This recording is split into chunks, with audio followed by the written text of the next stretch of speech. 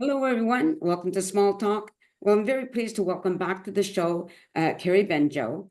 Now, the subject matter might be a little difficult for some of you to hear, but it's important that you listen. And it's her story. Okay, Kerry, go for it. Okay, well, today we're going to be talking about my domestic violence story and ultimate recovery. I'm one of those people that, you know, I was married very young, had children, and my marriage, it just ended. And so I was with my husband from the time I was a teenager till I was well into my 30s. And so my dating experience, I think, was very limited. And so I ended up in a relationship that initially seemed very, you know, um, it was it was it was fun, it was something nice. We knew a lot of the same people because he was a friend of my siblings, so he wasn't a stranger. And so I felt comfortable with this person, and I don't say his name, but we we ended up having a 7-year relationship, and the first part of it was really nice. It was a friend a relationship built on friendship and a lot of um, connection. We're the same age, we knew the same people, we went to the same places, and there was just a lot of familiarity with this person. um Unfortunately, you know didn't have enough experience to recognize red flags, because my first marriage, my partner and we would have arguments, but he never was physically aggressive to me. And so I grew up not having those experiences. And I was one of those people that was quick to say, because my sister had experienced domestic violence, oh, why don't you just leave him? Like, why do you put up with that? I was one of those people, that sort of put the onus on the victim. I wasn't as understanding just because I didn't experience it. And ultimately, I did lose my sister to sort of the the fallout of domestic violence. She had a mental breakdown, and she never really was the same. And so we lost touch. Um, and she died in a house fire years later. Oh, wow. And so um, I was going through this process of mourning. And the very year, I was still in this state of of extreme mourning, Right. that I met him. And he seemed to like bring me out of that rut I was in. And there was familiarity there, and I think I was in a state at the time when I met him that I was vulnerable. I've tried very many, many years to analyze how I got into the situation, but I'm a firm believer that things happen for a reason. I'm First Nation, and I think everything happens for a reason. And I think that this story, this experience, was given to me to help me understand the other side of domestic violence, because I was clueless. Right. And so, like I said, he and I started off friends, and we were good friends, and everything was great. And I ignored those red flags because, you know, my previous experiences, I didn't have any violence perpetrated towards me. And so, like the first instance, he he was intoxicated, and he got angry over somebody was talking to me, and he got jealous. And I didn't think anything of it.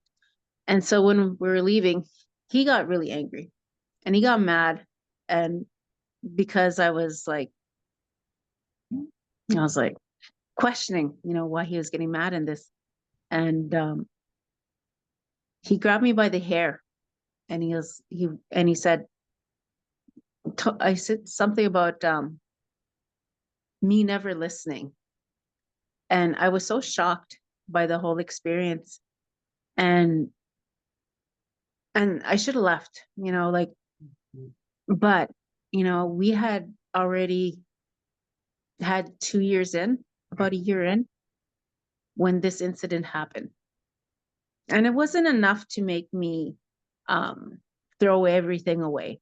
The next day, he didn't remember it happened. And so I just kind of chalked it up and I ignored it.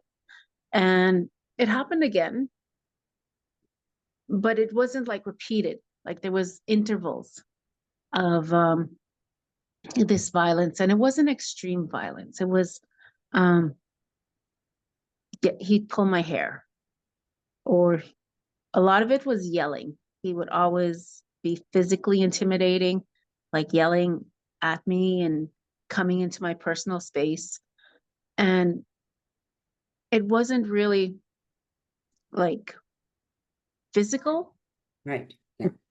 And so I ignored those. I forgave those because he was always sorry. And it was always the excuse that, oh, well, you shouldn't poke the bear, you know. Yeah. You got me angry, and that's what happened. If you just like not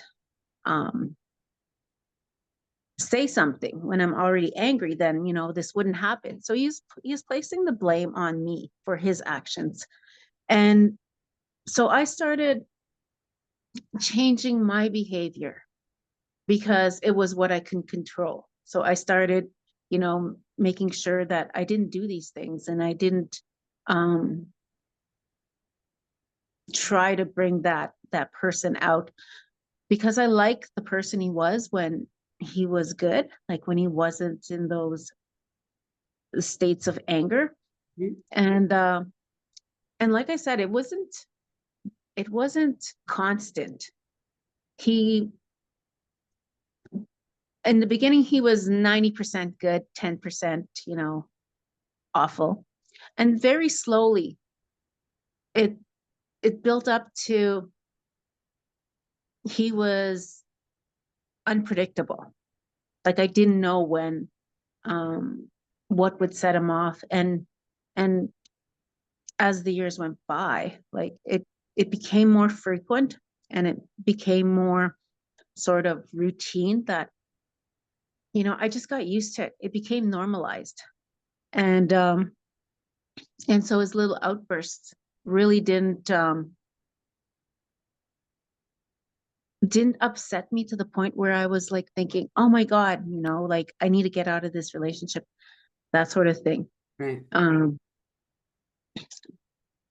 And it was really difficult to actually talk about it to other people, because he never like close fist punched me. Um, so I didn't walk around with like black eyes or bruises on my face, but I had bruises. They would usually be in places that you couldn't see, Right. like where he would like bite me or pinch me because he was angry. A lot of what he did was he would shove me. And he and his excuse or his version of it would be like, oh, well, she's clumsy, Yeah. she has a bad case of dipsy doodleitis. And that's how he would explain it, like if I injured myself or I showed up with an injury. um he was like, oh, you know how she is, she's so clumsy. um but he conveniently left out the part where he had hip checked me, or he tripped me, or he pushed me and caused me to fall, or caused me to to injure myself. And so it was easier. It was easy to just play along with it. Mhm. And because for me, it was embarrassing to admit that. And at the time, I really didn't think I was a victim of domestic violence because, like I said, I wasn't walking around with black eyes, and he wasn't um like punching me in the face or like beating me with his fists and stuff Yeah. like that. And so I had this preconceived idea of what domestic violence was.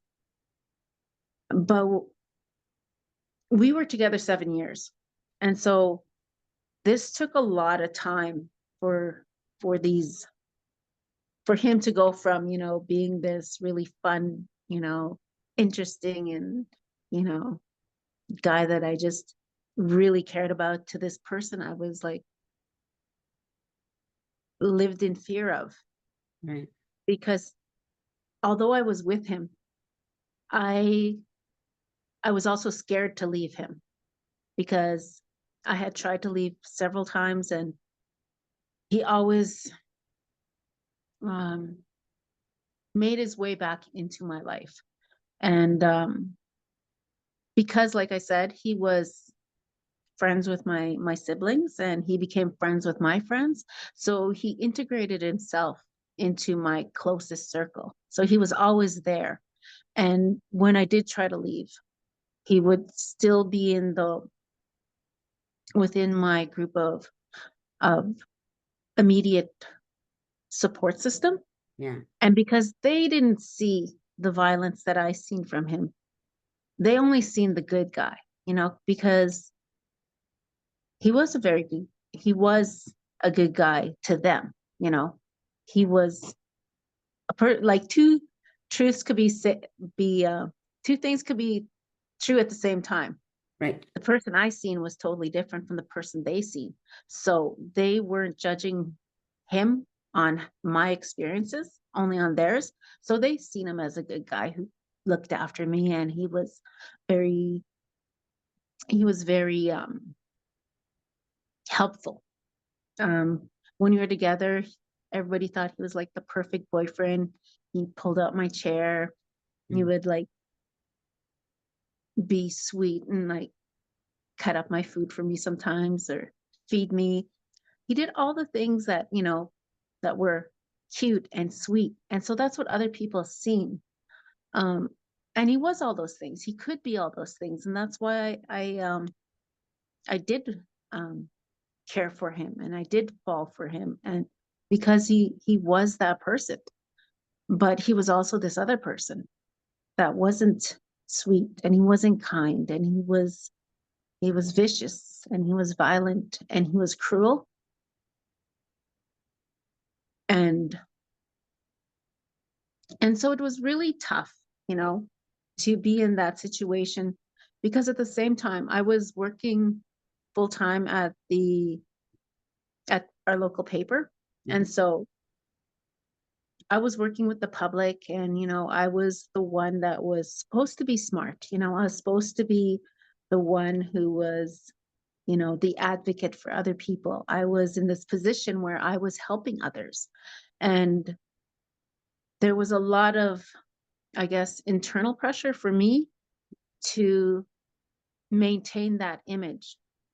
I didn't want to just, there's pressure from me, myself, not to let others down. I didn't want people to think of me as a victim, think of me as weak. And he would feel this as well. He would say, like when I would say, well, I want to leave, or, I'm going to report you to the police. And he'll be like, oh, what are you gonna do? You gonna be a little victim? Oh, oh, big tough Kerry Benjoe is a victim. She can't take care of herself. Oh, and you'd say all these things to make it, um, to prevent me from from taking any action. Yeah.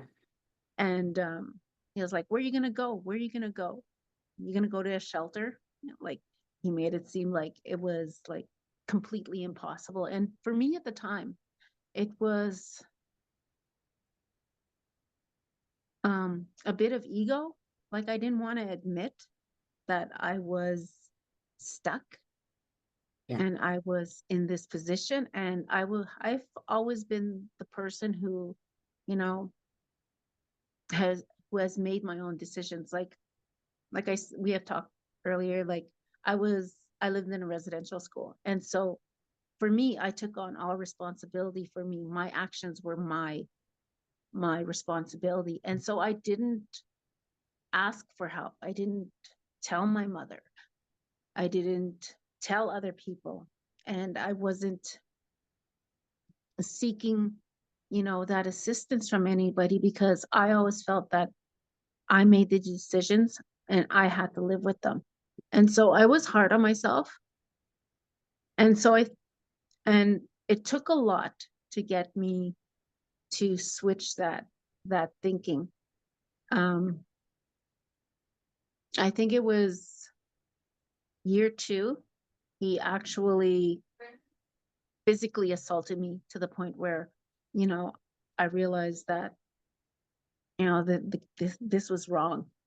And I did try to leave him at that time. Um, he was intoxicated, and I at the time confronted him on something that he was doing.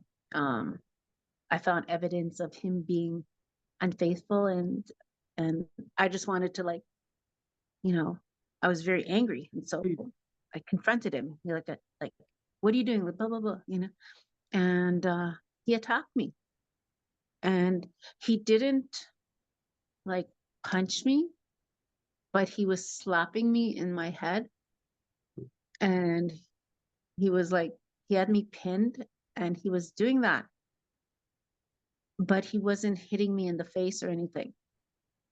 And it hurt. And I was trying to get away from him. From him, yeah. Yeah. And there was a point where we fell, and I was pinned between the bed and the wall, and he was on top of me, and he had his elbow against my throat, and I couldn't move. And I was like blacking out, and as scary as I was,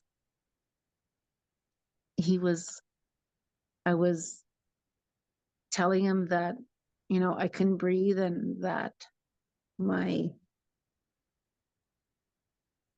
like, Johnny needed me. Johnny was my baby. And he said, Johnny doesn't need a whore like you for a mom.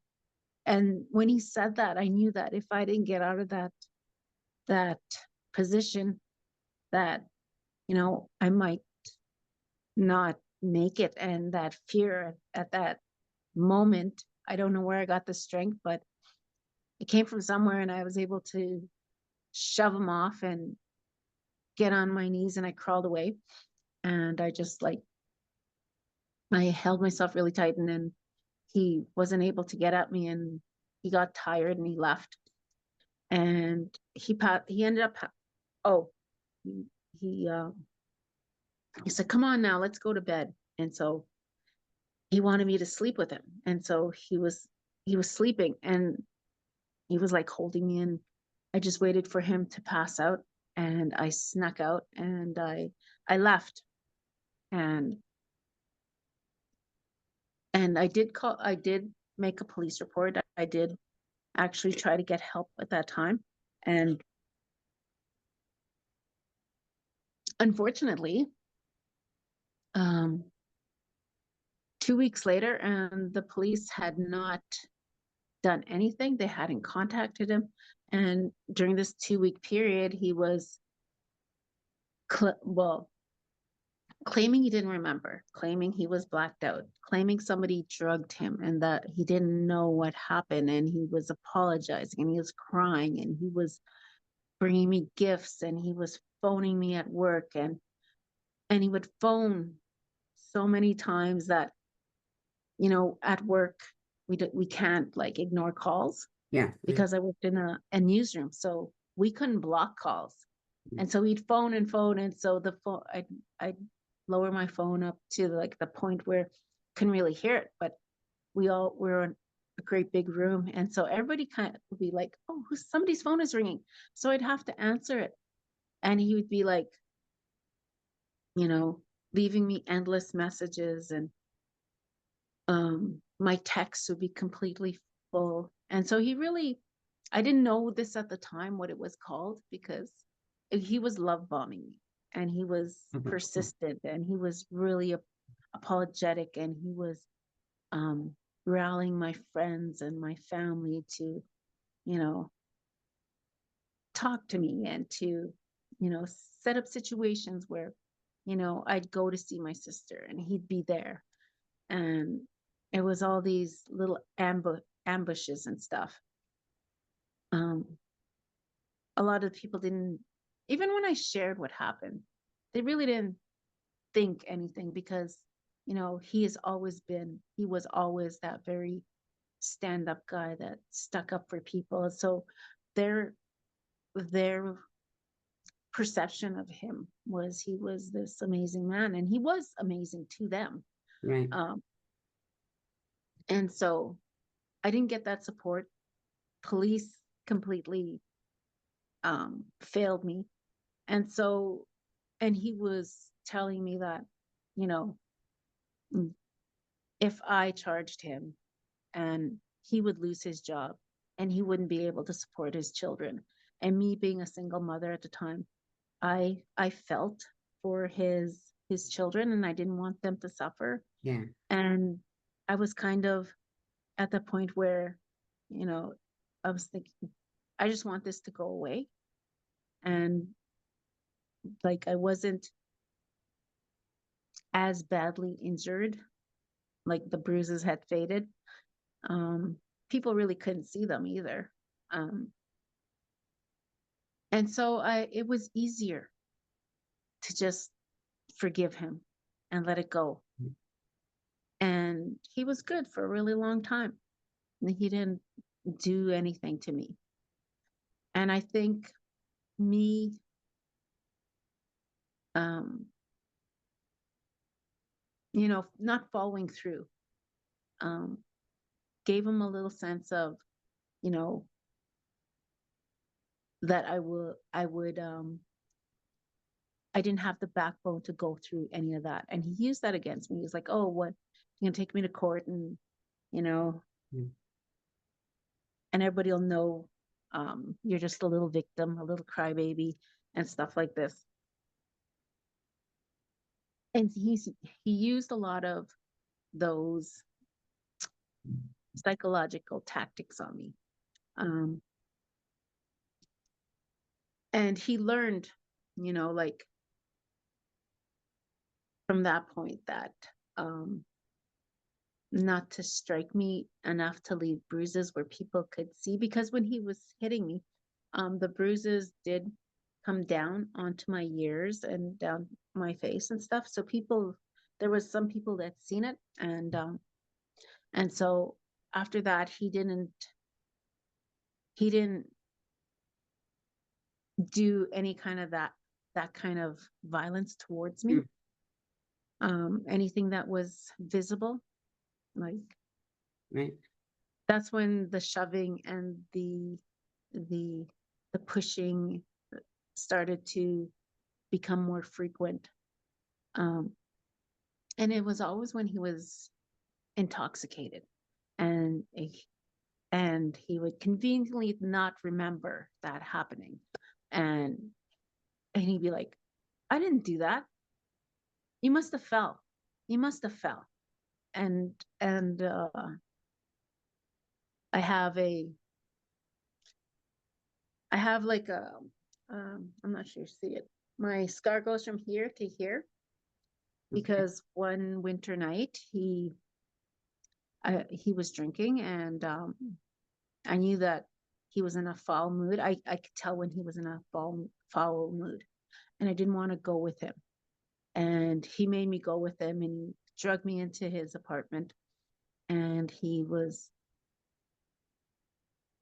grabbed me by the hair and he's pulling me up the stairs. It was 3 flights. It wasn't a very big apartment. And he got me all the way up to his door. And then he was like, "Oh, you don't want to stay?" And then that's when he was like, "Okay, we'll get out of here then." And so he proceeds to grab me and get to the top of the flight of stairs, and he'd shove me. And I'd go running down the stairs and, like slam against the wall. And he'd come running behind me, and he'd do that. He did that all 3 times. And then when he got to the door there, he opened the door and he shoved me out, and I fell onto the pavement because it was icy and stuff. Right. And I didn't care. I just got up and I left. And I went to the nearest gas station and called a cab. And when I was in the cab driver must have seen me. He's like, "How are you doing?" And I was like, "I'm okay." And he's like, "Are you okay?" And I was like, "Yeah." And I was like, "I hurt my hand. I slipped on some ice." And he's like, "Well, let me see." And I showed him, and he looked at me and he was like, "I'm taking you to the hospital. That looks broken." And so he took me there. Wow. And yeah, I ended up my my wrist was broken and I had to go through surgery. They put some pins in there, and because of I had pins, my tendon eventually broke, and so I've had 3 surgeries on my left wrist, and that was from that incident. And before I was even got into surgery, he was at the hospital by my side, and being super worried, and Yeah. super attentive after that. He bought me a new jacket that where I didn't have to put my arm into it, and he was, cutting up my food for me and feeding me, and he's just being the perfect boyfriend. And and a lot of people thought he was the perfect boyfriend, and he was so, like caring and loving and everything. And so I forgave him again. By this time we've gotten into that routine of, violence and forgiveness. Right. And in 2014, this was year 3.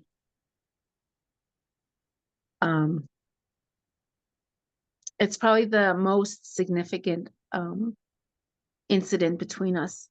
Is we had broken up. We were broken up for about 6 months, I'd say. But he was still hanging out with my friends. He was still hanging out with my family. But I was still, not with him. Right. And then one evening, he wanted to take me out for supper, and he was being really good. And I went out for supper with him, and we ended up at his place. The next morning, we got into an argument, and I was going, and well, we got into argument over, what had happened over those 6 months. And I was like, "Yeah, I'm out of here." And I got up and I was about to leave, and I was walking down the hallway, and I heard footsteps, Right. and I thought that, he was going to dramatically, like run to the front door and open it up and like shove me out of his apartment, because that's what I thought. But he didn't. He ran behind me and he shoved me full force Oh. from behind. I wasn't expecting it, and I flew. I'm not sure how far I flew, but I remember the counter. Yeah. And I seen it, and I was flying past it. And because I wasn't expecting it, and I was like airborne. I put my left leg down, to stop myself, because I was like tumbling forward, and I fell. I fell with a thud onto the hardwood, and I heard a snap, like it was a really loud pop. The only way I could describe it is, when you're moving out of an apartment or something, or a house, and take everything out and it's like barren, and you snap your fingers and it's like Yes. echoing. Oh, That's the way it sounded. right. And so, and I think he knew he hurt me the moment he did that, because he immediately jumped down on the floor beside me, and he was hugging me and he was crying. And I was like, I need to get up. And Hold and on. I got up. I'm going to stop you there for just a second. So Okay. we're running out of time, but we're going to continue. So let me render this and, Okay. and resend you the link. So it'll be both 5 minutes, Okay. and we'll do it as part 2. Okay. Okay. All right. Stay tuned, audience. We're going to continue.